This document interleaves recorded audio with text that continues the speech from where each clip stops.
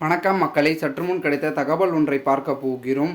அதாவது உளவுத்துறை சொன்ன அதிர்ச்சியான சர்வே முடிவு. இந்த ஒரு தகவலை பற்றி தான் நாம் பார்க்க போகிறோம். தகவலை பார்ப்பதற்கு முன்னதாக நீங்கள் நம்மளுடைய சேனலுக்கு புதிய பார்வையாளர்களாக இருந்தீர்கள் என்றால் மறக்காமல் நம்மளுடைய சேனலை சப்ஸ்கிரைப் செய்து வைத்துக் கொள்ளுங்கள் மக்களே. தற்சமயம் இருக்கக்கூடிய நம்மளுடைய முக்கிய அங்கமாக இருக்கக்கூடிய திராவிட முன்னேற்ற கழகத்திற்கு ஒரு தகவல் ஒன்று இருக்கிறது. என்னென்னா, அவங்க 40 தொகுதிகளில் வெற்றி பெற்று விடுவார்கள் அப்படின்ற நம்பிக்கை அவங்களுக்கு இருக்குது. அதற்கான காரணம் என்னவென்றால் பிரசாந்த் கிஷோர்.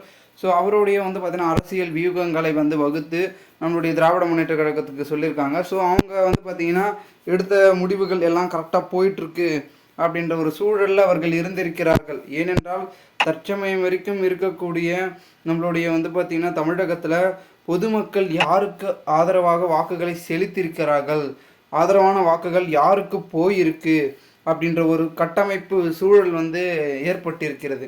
இந்த ஒரு சூழல் உளவுத்துறை சொன்ன தகவல் என்னன்னா, பெரும்பாலான இடங்களில் அந்த அளவிற்கு எதிர்பார்த்த அளவிற்கு ஆதரவு என்பது கிட்டவில்லை அப்படின்றதான் பார்த்திங்கன்னா அதிகப்படியான பார்த்திங்கன்னா ஒரு நோக்கங்களாக இருக்கிறது.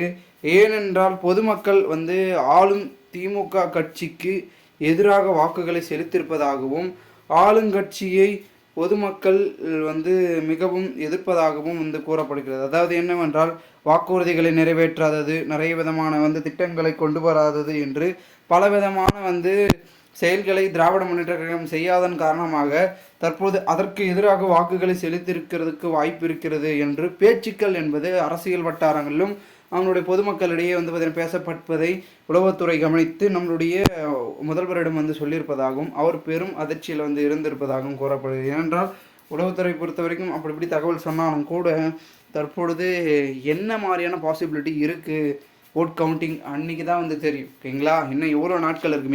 மிஞ்சி போனால் நீங்கள் வெயிட் பண்ணுற நாட்கள் என்பது மிகவும் குறைவு. வெறும் 13 நாட்களில் நீங்கள் உங்களுக்கானது பார்த்திங்கன்னா 2024 மக்களவை தேர்தல் முடிவுகள் வெளியாகிடும். தமிழகத்தில் பெரும்பாலான பார்த்திங்கன்னா தொகுதிகளில் யார் வெற்றி பெறப் போகிறார்கள் அப்படின்றது தெரிஞ்சிட போகிறது. ஸோ பொறுத்திருந்து பார்க்கலாம் என்ன நடக்கிறது என்பதை. மேலும் இது போன்று நீங்கள் அரசியல் சார்ந்த நிகழ்வுகளாம் தினசரி தெரிந்து கொள்ள சேனலை சப்ஸ்கிரைப் செய்து வைத்துக் கொள்ளுங்கள். நன்றி, வணக்கம்.